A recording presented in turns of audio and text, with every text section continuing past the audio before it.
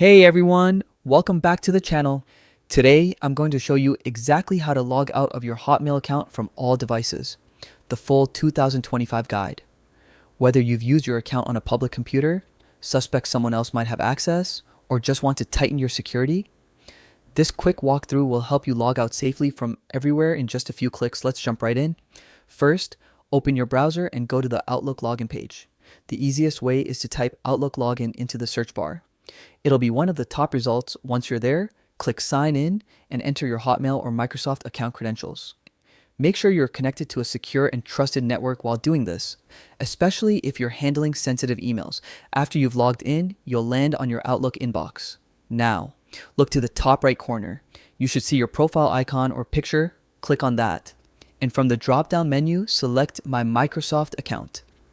This will take you to your Microsoft account dashboard. This is the control center where you can manage everything about your account. Next, from the top menu, click on the Security tab.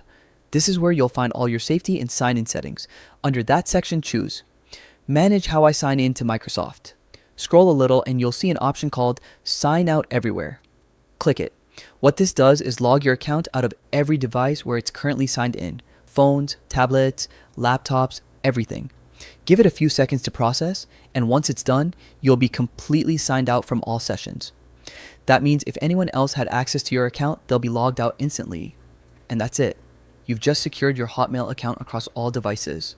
It's a simple step, but an incredibly effective one to keep your data and email safe. As a quick tip, it's a good habit to do this every few months, especially if you use shared or work computers. Staying on top of your account security keeps your personal information protected and your peace of mind intact. If you found this guide helpful, give it a thumbs up and don't forget to subscribe for more quick and practical tech tutorials. Thanks for watching, and as always, stay safe online.